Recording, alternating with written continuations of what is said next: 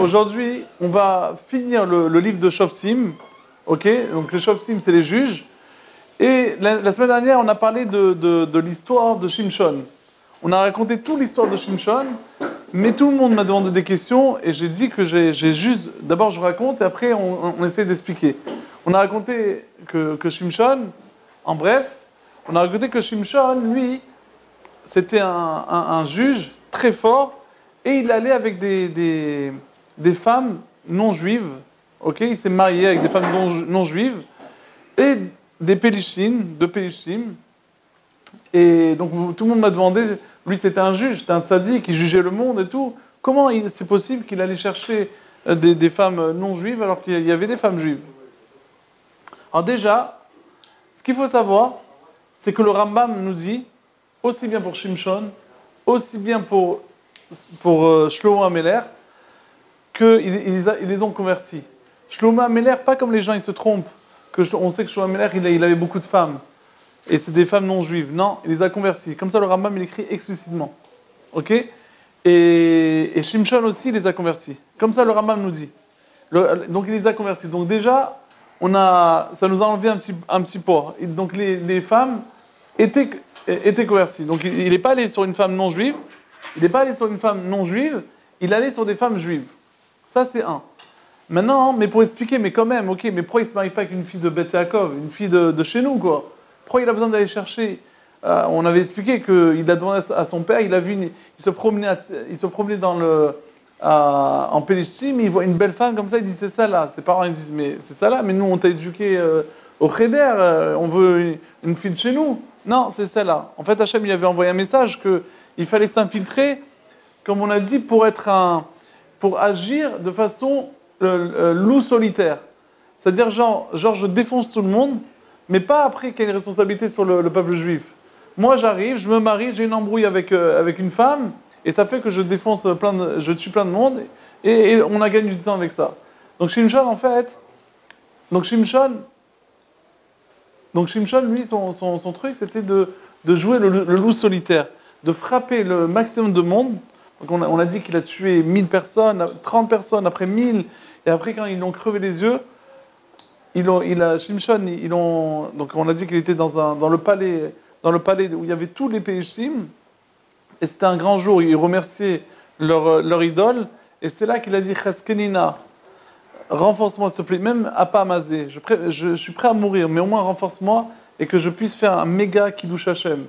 Et Hashem lui a donné la force, il a cassé les piliers, tout est tombé, il a tué plus de personnes qu'il a tué et lui il est aussi les morts. Il a tué plus de personnes dans sa mort que dans sa vie. Comme ça, le Narch dit, et on finit le Shoftim.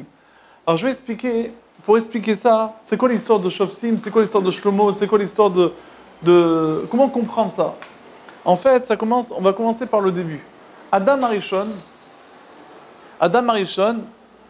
quand Hachem l'a créé, c'était le seul homme, il n'y a pas de femme, et Adam Arishon, il avait un but, au début, il avait un but de ne pas manger le Etz Hadat. Le Etz Hadat, l'arbre de la connaissance. Cet arbre-là, il y a écrit Yodea Tov Vara. C'est-à-dire que cet arbre-là, il y a le bon et le mal. Ok? Cet arbre-là, il a le bon et du mal. Ça veut dire quoi? Alors j'explique comme ça. Hachem, il a créé du bien et il a créé du mal. Bon, alors les philosophes vont dire, est-ce que Hachem, il a créé le mal ou bien le mal, c'est juste c'est juste un manque, c'est un manque de bien, mais c'est pas du mal. Bon, on va pas rentrer dans ces discussions, mais en tout cas, il y a la Torah dit Tov Vara, ok? Est-ce que c'est l'absence du mal? Ouais, l'absence du bien, ça fait du mal. Mais en tous les cas, Hachem, il a créé du Tov et du Ra. Et donc, de la même racine, il y a le bon et le mal. Adam Arishon, comme le bon, il a besoin de vie, il a besoin de vivre, le mal aussi, il a besoin de vie. Il a besoin de ce qu'on appelle du carburant. Le mal aussi, il veut du carburant. Et ce mal-là, pour vivre, il lui faut de la vie. Ok, donc le mal, il est toujours à la recherche de la vie. Et la vie, c'est quoi? C'est le tov, c'est le bon. Ok, donc il est toujours, son carburant en fait, il se nourrit du bien. Chaque fois quelque chose de bien, il essaye de l'attraper, le mal. Ce qu'on connaît le sitra achara, la force, toute la force du mal. Il essaye d'attraper comme ça et comme ça il se nourrit.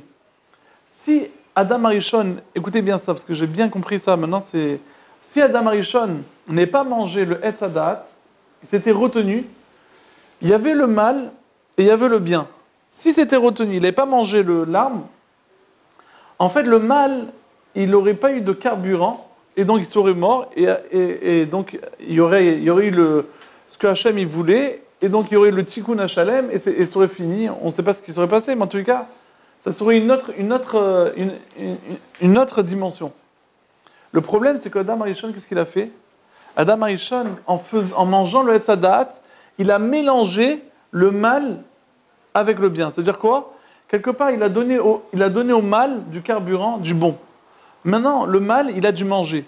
Ok? Donc, comme il a dû manger, ça fait que maintenant, il est rentré dans un système que le mal, comme il a du carburant, donc il a la force. Une voiture, si tu mets de l'essence, elle a la puissance. Elle n'a pas d'essence, elle ne démarre pas. Donc, le mal, maintenant, lui aussi, il a de la force. Et comme il a la force, il va influencer sur toi, sur le monde, et ça va lui donner de la force, et il va continuer à faire des catastrophes. Vous avez compris jusqu'à là? Écoutez, ça c'est un yesod. Donc, qu'est-ce qu'on est en train de dire? On est en train de dire que le mal, aussi, il a besoin de carburant. Adam Arishon, écrit dans la Gemara dans Eruvin Daf Adam Arishon, après qu'il a fauté, il s'est mis en idouille, comme on a déjà parlé, il s'est mis en quarantaine 130 ans. Adam Arishon, il s'est mis en quarantaine 130 ans, et pendant 130 ans, il a fait tchouva. Personne n'a fait autant qu'Adam Arishon. Il n'y a que Adam Arishon qui a fait autant de tchouva. On dit Adam Arishon et David, David c'est le tikkun d'Adam Arishon. Bon, mais en tout cas, Adam Arishon, il a fait une tchouva de 130 ans, et il a pris des branches de figues, il se frappait pendant 130 ans. Mais entre autres, il a eu des sorties, des semences, comment on appelle ça en français? Pollution nocturne, ou sortie nocturne du Zera Levatala.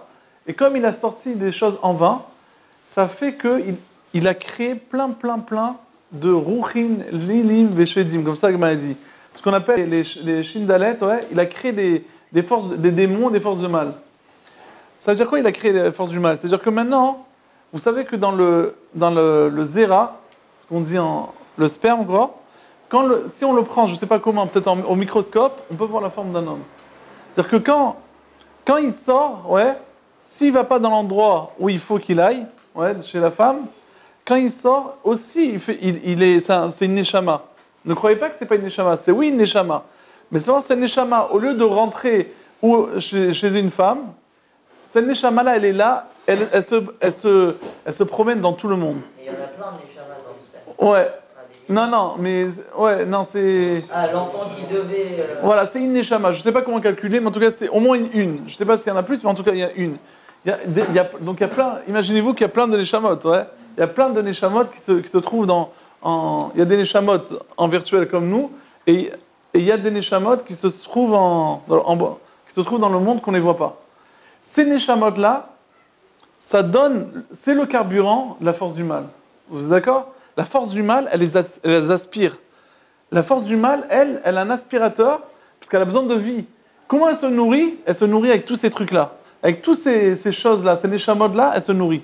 Tu donnes la vie à la force du mal. Et comme tu donnes de la vie à la force du mal, donc ça fait que maintenant, la force du mal, le mal, il a de la force, et donc il va t'influencer à continuer à faire du mal au monde, et ça va être des catastrophes. Donc regardez cette responsabilité. On sait que sortir du Zera Levatala à l'eau, il y a plusieurs façons. Il y a la façon qu'une personne, elle allait dormir et c'est sorti. Il n'a pas rêvé, il ne se rappelle pas d'un rêve et c'est sorti. Ça, c'est pas un problème. Ça, c'est le système des fois quand on mange beaucoup, ou on est fatigué, ou des fois quand on est jeune, donc le système commence à marcher, ouais. Donc il y a des pollutions. Mais il y a des fois qu'on regarde une femme et on pense à elle, on regarde des choses pas jolies, et la nuit on pense à ça, et qu'est-ce qui se passe? On fait ça. Ça c'est grave. Ça c'est déjà grave, c'est un issour d'oraita. Et après il y a la chose la plus grave, c'est se sortir tout seul, bon je ne parle pas de ça. Ok? Mais tout ça, donc le problème donc tout ça, ça s'appelle Zera Levata. Je vais expliquer. Une personne, après je reviens sur ça. Adam Arishon, lui, il n'a pas fait tout ça. Il n'a pas rêvé. Il a eu des sorties. On ne sait pas pourquoi, mais il a eu des sorties. Ces sorties-là, ils ont engendré beaucoup de Neshamot. Plein de Neshamot. 130 ans. Tous ces Neshamot, ils sont éparpillés un peu dans tout le monde. Ok? Donc maintenant, tout notre travail, c'est quoi? Jusqu'à la fin des 6000 ans, de récupérer tous ces Neshamot. Mais récupérer ces Neshamot, c'est pas facile. Parce que pour récupérer ce carburant-là, la force du mal, elle a besoin de ce carburant-là. Elle a besoin. Donc il faut faire quelque chose qu'on mérite. Ouais, ça se paye pour l'avoir. Avant de dire ça, on voit par exemple dans le temps du Maboul, c'est quelque chose de joli. Il y a écrit Va'aretz malea chamas mi penem. Chamas. Chet même sa mère. Chet même sa mère. Ça veut dire quoi? Ça veut dire que. Comment on écrit? Vous savez que la force du mal, on n'a pas le droit de le dire, mais je le dis, Sama Ma'el. C'est sa mère même. Vous connaissez la force du mal, sa mère même. Et après, il y a Kel, Aleph Lamed. Sa mère même, c'est des lettres qui sont mauvaises. Et il y a Kel, c'est le nom de Dieu. Ok? Maintenant, le serpent, le Nachash, lui, c'est le pigeon de ce Samaël. Lui, c'est la voiture, quelque part, de ce Samaël. Et donc, maintenant, si vous regardez dans les mots du Nachash, le serpent, il a un Nun qui ne nous dérange pas, un Shin qui ne nous dérange pas, c'est des lettres sympas. Mais le Chet, c'est la lachon faute, ça nous dérange. Donc si tu prends le Samer de Samaël, le même de Samaël, tu prends le Chet du Nachash, qu'est-ce que ça nous fait? Hamas. Dit le Baal Shem Tov, la terre, elle est devenue Hamas. Ça veut dire quoi? Les gens, ils ont tellement péché qu'il n'y avait que du mal et il ne restait plus de bien. Donc le mal, il n'est plus de carburant. Qu'est-ce qui se passe quand il n'y a plus de carburant? Le monde se détruit. C'est ce qu'il voulait faire Hachem, il voulait détruire le Maboul. Vient Noach et qu'est-ce qu'il fait? Il fait une teva. Qu'est-ce qu'il fait quand il fait la teva? Dans la teva, c'est quoi les mesures de la teva? Qu'est-ce qu'il nous reste comme lettre? On a dit, il nous reste un Aleph, c'est 1, un Lamed, donc quel? De Samaël. Aleph, Lamed, le Aleph c'est 1, Lamed c'est 30, le Nun c'est 50 et le Shin c'est 300. C'est combien la teva, les chiffres, les mesures de la teva? On a 300, on a 30, on a 1, et on a aussi, qu'est-ce qui nous manque? 50, on a 50. Si vous regardez, on a tous ces tailles-là. C'est-à-dire que Noir, quelque part, il a essayé de remettre ces lettres qui sont positives en marche, pour remettre le monde quelque part en marche. Donc rappelez-vous, donc, dès qu'il n'y a plus de carburant, il y a un problème. Donc c'est joli, non? The Baal Shem Tov, on le voit déjà, ce Baal Shem Tov, c'est magnifique. Moi j'ai pleuré, bon, ça vous a pas fait pleurer, mais moi j'ai pleuré quand j'ai ce Chidouche. C'est-à-dire qu'on voit comment c'est vrai ce qu'on dit, que la force du mal elle a besoin de carburant. Je continue. Donc pendant 130 ans, il a envoyé plein de ce qu'on appelle, ce que le Harizal il appelle, ce que le Rod Vache, un autre Sefer, ouais, ce que le Chayadam, le Harizal dans la Kabbale, on dit, ça s'appelle Nitzotzot. C'est les étincelles, ce qu'on appelle. Donc il y a plein de Neshamot qui sont allés un peu de partout. Maintenant, notre travail, c'est de les récupérer. Qu'est-ce qui se passe? Où ils sont allés? Une tonne de Neshamot, vous savez où ils sont allés? En Égypte. En Mitzrayim. Pourquoi? Vous savez que l'homme, dans la Kabbale, l'homme, même le monde, il a la forme de l'homme. Ouais, dans la Kabbalah, on a ce qu'on appelle Esser Sfirot. Par exemple, on a Chesed, Avram c'est Chesed, Gvura, Din. Tu vois? C'est la tête, après le corps, Yosef c'est l'endroit là-bas, c'est la Mila, ouais. Après on a la Malchut, ouais, on a la Malchut, on a plein de choses. Comme l'homme, ouais, donc la forme de l'homme, elle est aussi dans les midot, dans le comportement, mais elle est aussi dans la terre le monde, il a la forme de l'homme. Et l'endroit de la Mila, l'endroit du milieu, ouais, c'est Mitzrayim, on appelle ça Erva Ta'aretz. Dans la Torah, ça s'appelle Erva. Erva, c'est l'endroit de la nudité.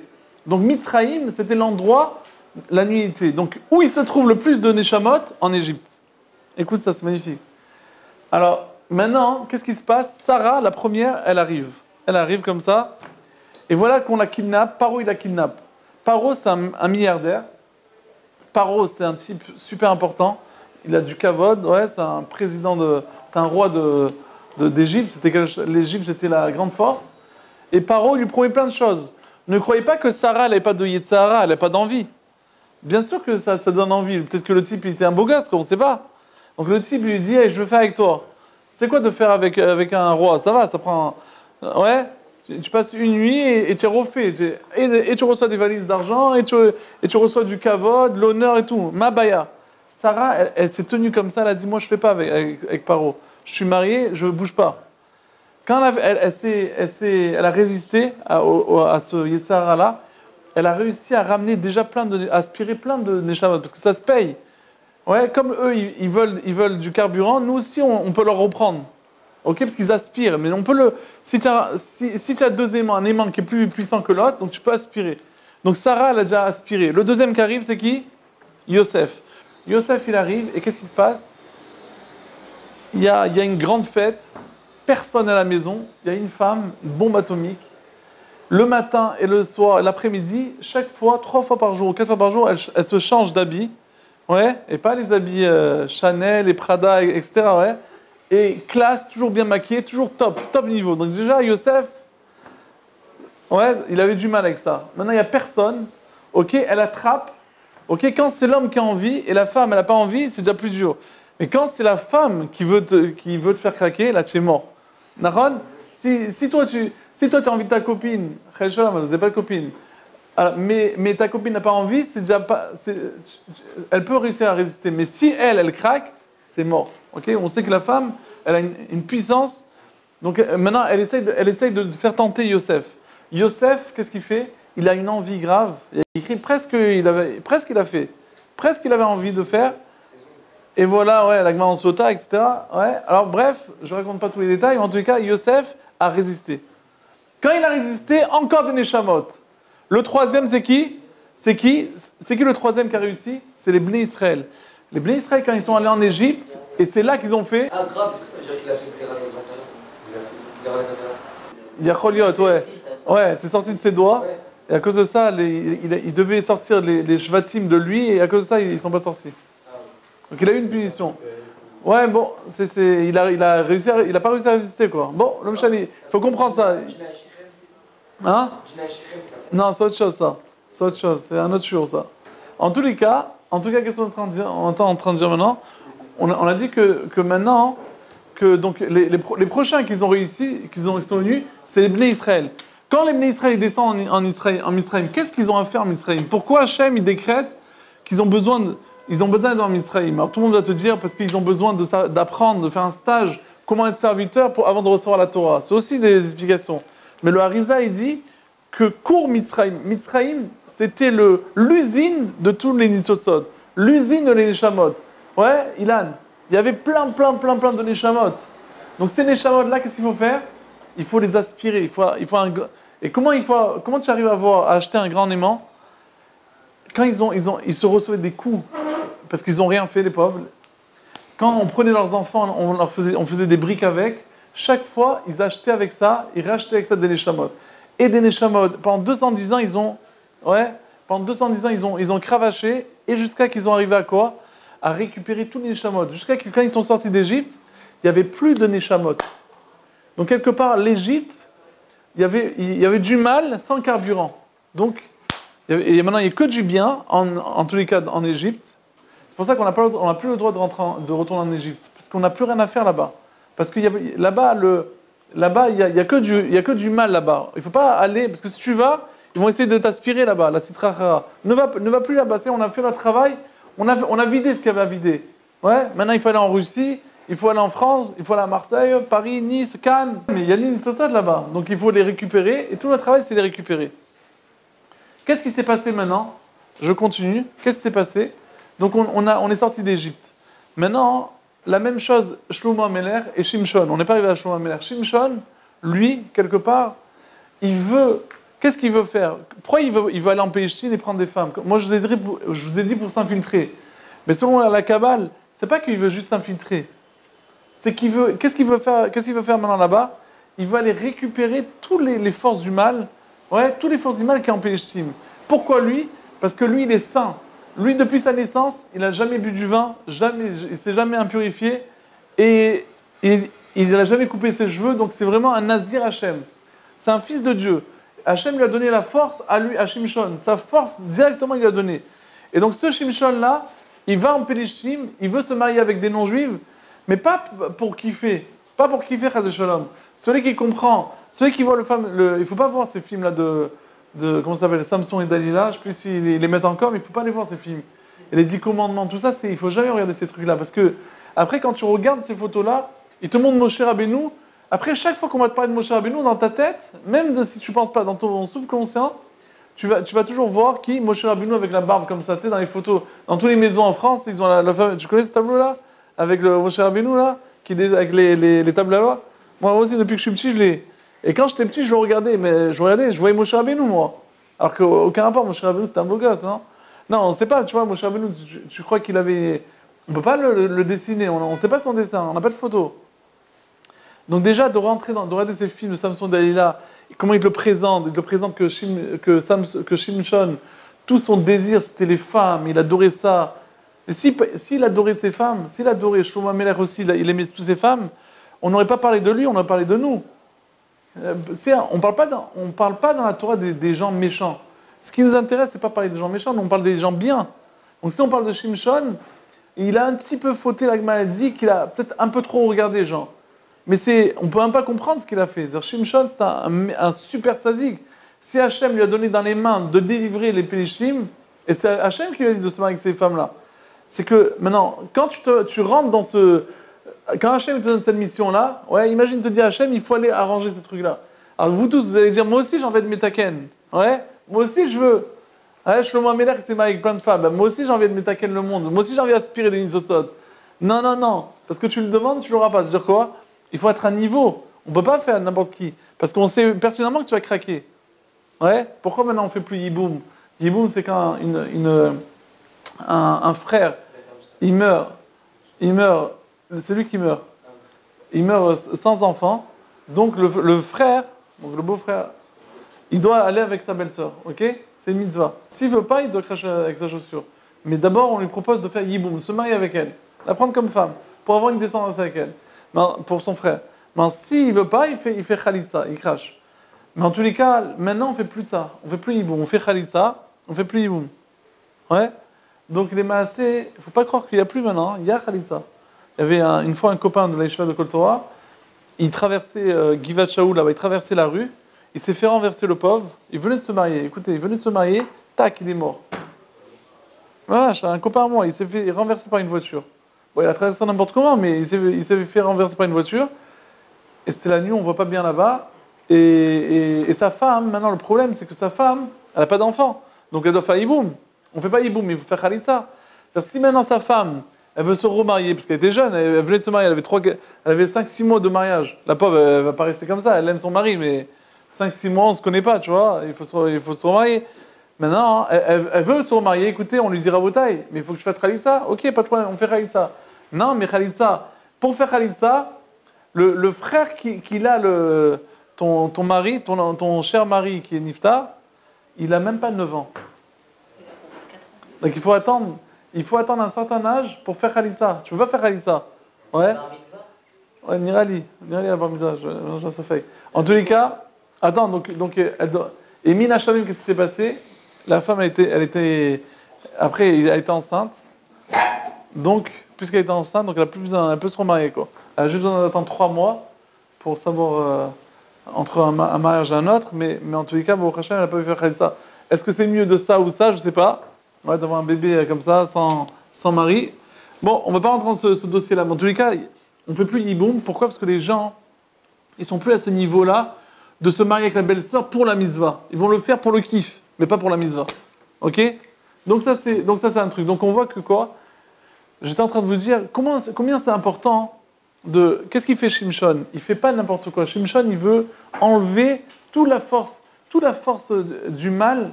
Le but du monde, c'est d'aspirer. Et donc lui, son but, c'est d'aspirer d'aller en Pélishtim. Mais Pélishtim, rappelez-vous que le fils de Ham, c'est qui? C'est Mitzraïm. Et Mitzraïm, il a eu Pélishtim. Donc il y a oui un kécher avec Mitzraïm et Pélishtim.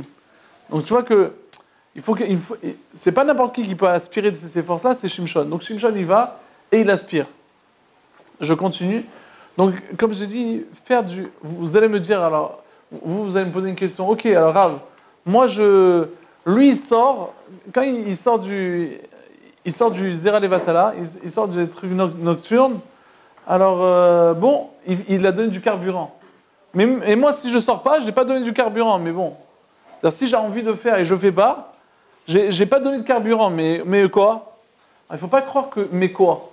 Une personne, ne croyez pas qu'une personne qui ne fait pas, il reste parvé, il reste en mode normal. Il s'élève. Quand tu ne fais pas, tu t'élèves encore plus. Ne crois pas que Hachem, il te facture pas ça. Hachem, il facture chaque chose, il t'élève. Le Stapler, il dit que quelqu'un qui ne s'abîme pas, c'est pas que juste il ne s'abîme pas. Il monte de niveau. Ok? Comment je veux le montrer? Je vais vous montrer de la paracha, par exemple. Et qu'est-ce qu'on voit que... On voit que Esav, lui, il y a Esav et Yaakov. Esav, il y a deux personnes qu'on les appelle Admoni, des rouges, genre. C'est Esav et David Améler. Esav, dans son caractère, dans sa nature, c'était un type qui adorait les femmes. Il avait une puissance et une envie des femmes grave. Il a envie de tuer, mais grave. Ouais, pas tout le monde a envie de tuer. Pas tout le monde a envie de faire des bêtises avec des femmes. Ok, tu as envie d'avoir une femme, mais de dire à les violer, ça c'est autre chose, tu vois. C'est des envies que tu n'en peux plus, tu vois. Esav, il était très chaud. Non, il était chaud pour tuer, chaud pour faire la vodazara. Il adorait tout. Tout ce qui bougeait, il adorait. Non, c'est vrai. Esav, il avait une envie grave. Sa nature était comme ça, mais depuis sa naissance. Non, le travail de Eliezer, le travail de Esav, c'est de quoi? C'était, quand il est né, il avait cette force. Mais cette force-là, au lieu de le mettre du côté du matériel, c'est de ce matériel-là, le prendre et le sanctifier vers le spirituel. C'est ça son travail à Esav. C'est-à-dire que Esav, il devait aider Yaakov, il devait toujours étudier la Torah. Et Esav, c'était s'occuper de ce monde-là et aider Yaakov à étudier la Torah, de s'occuper de ce monde. Par exemple, je plante, tout c'est d'Hachem, j'ai ça, c'est d'Hachem. Mettre toujours des intentions, Hachem. Et Esav n'a pas réussi à faire ça. Puisqu'il n'a pas réussi à faire ça, qu'est-ce qui s'est passé? Yaakov, il est obligé de venir et de lui racheter la Bechora, c'est la paracha de la semaine. Parce que puisque je n'ai pas capable de faire ton travail, donc moi je suis obligé de venir m'occuper de ce monde-là. C'est pour ça que Yaakov, il sort du Beth Midrash et il va travailler pendant 7 ans, encore 7 ans, ouais. Il va travailler, mais il n'était pas fait pour ça, Yaakov, il était fait pour étudier. Mais en achetant la Bechora, il est obligé d'aller travailler. La fille Léa, elle avait des yeux rouges, ternes. Pourquoi? Parce qu'elle pleurait. Parce que tout le monde disait Léa c'est pour Esav et Rachel c'est pour Yaakov. Mais Léa aussi, elle avait cette envie-là de ce monde. Elle avait cette nature de kiffer ce monde-là. Et la preuve, c'est qu'on voit qu'elle est sortie, Léa. Et sa fille, voilà, mais elle est sortie pour construire le peuple juif. Mais sa fille, Dina, quand elle est sortie, elle s'est fait violer. Et Rachid là-bas, il dit, elle était yatzanite comme sa mère. Telle mère, tel fils. C'est-à-dire que quoi? Que Léa, elle aime sortir. C'est-à-dire qu'elle aime ce monde. Mais Léa, elle a réussi à se contrôler. En aimant tout ce monde, comme David Améler. David Améler, il avait toute la nature de Esav. Tu entends? David Améler, il a tué une tonne de monde. Ok, il a eu des femmes, il a tué une tonne de monde. Mais tout ce qu'il a fait, il a pris le matériel, il a canalisé vers le spirituel. Donc on voit que Esav, il a mal utilisé le matériel. Esav, il a mal utilisé le matériel. Il a pris tout le matériel du côté du néant. Et David Améler, qui s'appelle aussi Rouge, lui aussi, il avait toute cette nature-là, cette envie d'avoir des femmes, de tuer, tout ça. Et il a fait tous ces trucs-là, mais tout pour le spirituel. David Améler, il ne peut pas construire le Beth Amikdash. C'est Shlomo Améler qui va le construire. Parce que ses mains, ils sont remplies de sang, David Améler. Ils sont remplis de sang parce qu'il a tué, mais il a tué des choses pour faire le calme, pour faire l'ordre dans le peuple juif. Esav, il devait être comme ça. Esav, il n'a pas réussi à faire ça, donc Yaakov est obligé de lui racheter. Et Léa, maintenant, elle va venir, maintenant que Yaakov il a racheté, donc automatiquement Léa, qui appartient à Yaakov. Parce que maintenant, Yaakov, il a pris aussi le travail de Esav. Donc c'est pour ça que maintenant, qu'est-ce qui se passe? Il prend sa femme. Donc on voit tout le Inyan, déjà le Inyan de, comment on le voit, je vous dis un Chaya Adam, j'ai peur de le dire, mais il faut bien le comprendre, il ne faut pas le comprendre au sens du terme. Le Chaya Adam, il dit qu'une personne, Qu'est-ce qu'on a dit? Que le mal, il a besoin de carburant. Et s'il y a plus de... Donc son carburant, c'est le bien, c'est les bonnes mitzvot, ce que tu fais. S'il a plus de carburant, il meurt. Ok? Il dit le Chayei Adam, écoutez, dans les Chod Aseret Metchouva, le Chayei Adam, c'est un sefer d'Halakha, il ne fait pas du Moussa. Il dit le Chayei Adam, il dit que il y a des fois des Rechaïm, des gens qui font, des païens, ils font rien. Et puis, ils ont un petit réveil, pendant la Aseret Metchouva, les jours de pénitence, ils font tchouva. Écoute ce qu'il dit le Chayei Adam. Il dit que des fois, cette tchouva-là, c'est le Yetzirah qui fait que la personne, elle fait tchouva pour donner au carburant au mal. Tu sens pas? Puisque le mal, c'est tellement mal maintenant, la personne a fait tellement de péchés, donc il est mal. Maintenant, le carburant, il n'a plus de carburant, il n'a plus d'essence. Qu'est-ce qu'il fait? Il fabrique du bien pour le reprendre. Tu sens pas? Ouais, ça fait mal ça. Bon, ça décourage. C'est pour ça qu'il faut bien le comprendre sur Rayada. Il ne faut pas le dire, il ne faut pas le répéter parce que les gens ils vont dire bah, c'est comme ça. Chazé Shalom, Hachem il accepte tout le monde, Hachem il... Ouais, mais pour vous dire qu'il faut savoir comment ça marche tout le système de la Sitra Achara. Et donc il faut faire attention. Vous savez que toute chose qui est facile, ouais, quand on te propose une fois on raconte que le Raprem de Vologine, il allait chez le Gaon de Vina, il a dit j'ai envie de faire une yeshiva, Qu'est-ce que tu en penses? J'ouvre une yeshiva? Le Gaon de Vina, il a dit non, tu n'ouvres pas. Un an après Vologine, il dit on est obligé d'ouvrir une yeshiva. Est-ce que tu es d'accord? Le Gaon de Vina, il dit vas-y, fonce, ouvre. Alors après Vologine, il dit l'année dernière, je voulais, tu voulais pas. Maintenant que je suis plus tellement chaud, tu veux? Il dit oui. Parce que l'année dernière, je t'ai senti que tu avais trop envie. Quand on a trop envie, ça veut dire que c'est le... Hein? C'est pas exactement, c'est pas forcément bon. Pourquoi? Parce que quand on a trop envie, ça veut dire peut-être c'est le kavod tu as envie d'être un rave, tu as envie de montrer que tu es un bon et tout ça. Donc en fait, tu le fais pas avec une intention, les Shem Shamaïm. Mais quand tu es revenu maintenant, et j'ai senti que c'est déjà plus un gros kiff de faire une yeshiva, c'est une grosse galère, ouais, là je te dis vas-y. Ouais, parce que c'est quand c'est dur que c'est là qu'on réussit. Ouais. Donc les maasés, Rabota, ici, une personne, n'importe qui, vous contrôlez, et comme je dis toujours, c'est des choses que, par exemple, pendant les vacances, comment ça arrive? Le plus que ça arrive, c'est les vacances. Statistiquement parlant, c'est les vacances qu'on fait ces bêtises-là. Pourquoi? Parce que pendant les vacances, comme on glande et on fait rien, donc on tourne dans le lit comme un shawarma, on tourne, et tu tournes, et tu retournes, et tu tournes, et tu retournes, et puis Tom, oh, je fais une bêtise. Qu'est-ce qu'il faut faire? Il faut aller dormir tard et se lever tôt, pour être sauvé. Tu es fatigué, tu dors, et tu te réveilles vite fait, et tu vas te faire, et tu te rallonges plus, ça y est. Ok? Deuxième chose, ne pas regarder toutes les choses qui sont pas bien, comme on va essayer de se préserver de toutes ces choses pas bien. Le type il craque devant un film. Alors, vois un film de bagarre. Vois un film de... Ouais, c'est déjà plus sympa, un film de bagarre. Qu'est-ce que tu regardes des films romantiques? Non, c'est vrai. Regarde des choses bien. Troisième chose, faire attention aux yeux. Très important. Plus la personne a fait attention aux yeux, plus tu donnes. On sait qu'il y avait le José de Lublin, il a mis quelque chose sur ses yeux, un bandeau sur ses yeux. Pendant 8 ans, je crois qu'il n'a pas regardé. Et comme il ne regardait pas, donc comme il ne donnait pas au matériel de la vue, sa vue, elle était spirituelle. Il arrivait à voir des choses graves.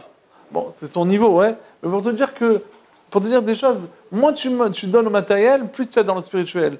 Plus tu vas, dès que tu fais moins ces bêtises-là, donc tu vas donner moins de force au mal, donc tu auras plus envie d'étudier.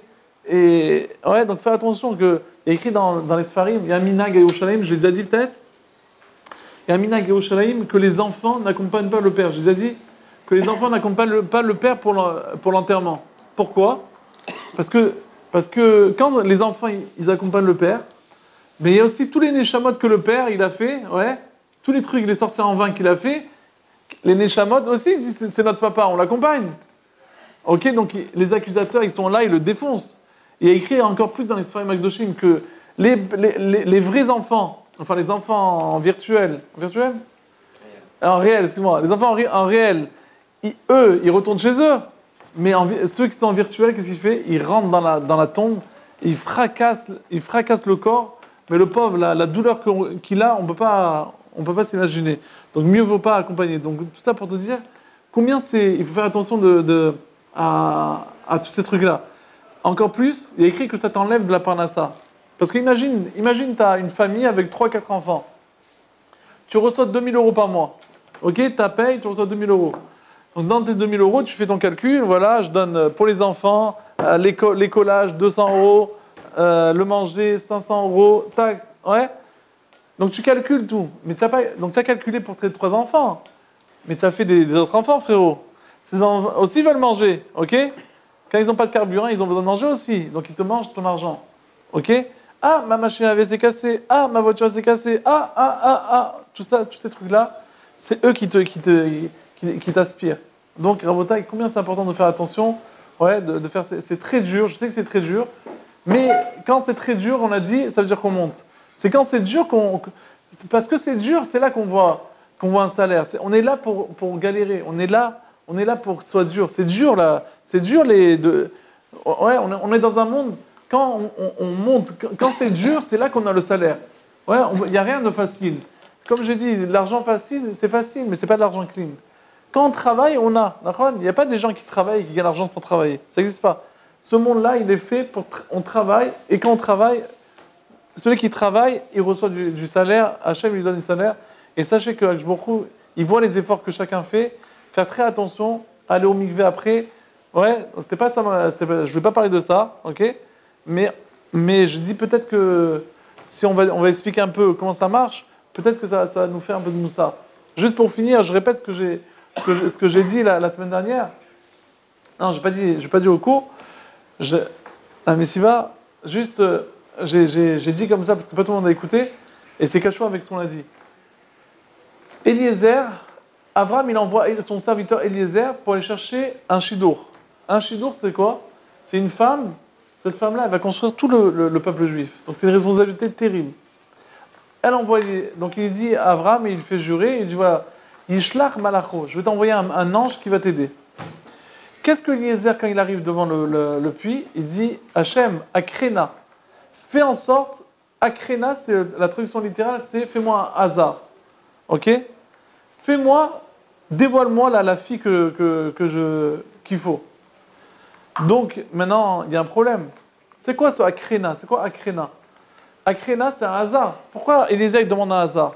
La même chose, Ruth, quand elle va chercher un Yavam, quelqu'un pour se marier avec elle, pour lui récupérer son mari, il est mort, après qu'elle s'est convertie, elle va chez Boaz, qui était le plus proche.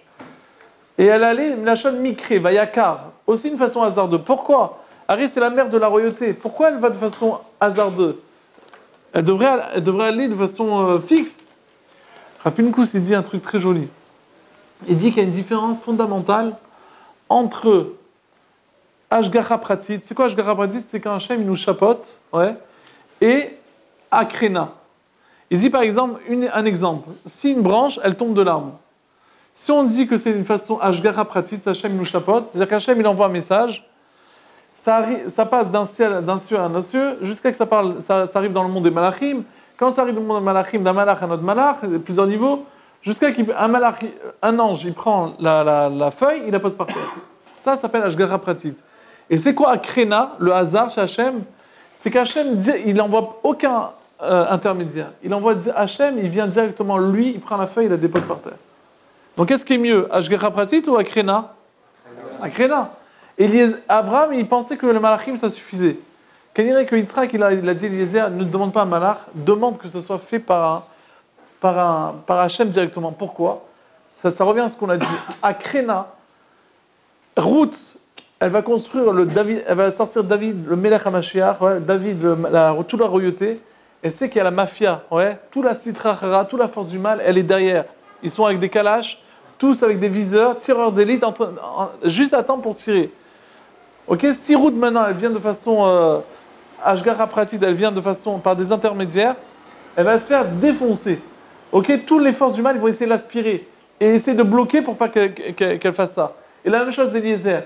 Eliezer dit Akrena, je veux Hachem que toi tu viennes. Si toi tu viens, la force du mal, personne ne peut s'approcher de toi.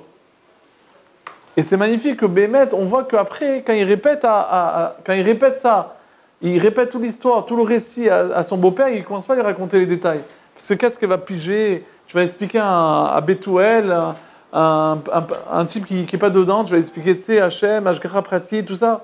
Laisse tomber, il a dit, c'est Hachem m'a aidé, c'est tout, baston. Basta. Je finis. Yitzhak, dans la fin de la paracha, aussi la même chose. Yitzhak, il demande à Esav, va me chercher un gibier, ok? 2 secondes après, il revient. 2 secondes après, il revient, et qu'est-ce qui se passe?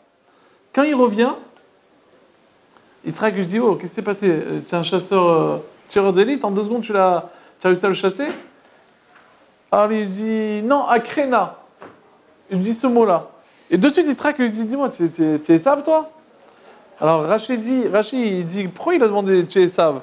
Rachid dit parce qu'il lui a dit le nom d'Hachem. Et Esav, il n'a pas l'habitude de dire Hachem. Mais d'après ce qu'on dit, non, Akrena, puisqu'il a dit Akrena, il a dit ce mot-là, c'est-à-dire que c'est un niveau. C'est-à-dire que Hachem me l'a donné directement. Israël, il a capté, il a dit, c'est pas logique. C'est pas logique qu'il se passe comme ça arrive comme ça. Il y a une embrouille là. Entre parenthèses, le Beth Alevi dit un beau chidouche. Le Beth Alevi dit dans la paracha, il y a écrit Akol kol Yaakov va'yadaim et Esav. Yaakov, il se déguise, il met des poils comme ça, il se déguise en Esav. Il arrive chez son père, et qu'est-ce qu'il fait? Son père lui dit, dis-moi, la voix que j'entends, c'est la voix de Jacob, les mains, c'est de Esav. Il y a une embrouille, ok? Alors je te donne une question, quand il y a une embrouille, bah stop, qu'est-ce que tu bénis alors? Tu as 50-50, 50 tu penses que c'est une embrouille, 50 tu penses que c'est la vraie. Alors, c'est quoi? Arrête! Pourquoi Yitzhak l'a béni? La réponse, elle est que le Beth Alevi dit, mais je dirai un autre chose la semaine prochaine, le Beth Alevi dit un méga chidouche. Il dit que Esav, c'était le rusé des rusés. Il a dit à son père, tu sais, peut-être que mon frère, il va essayer de me piquer la bracha, ok?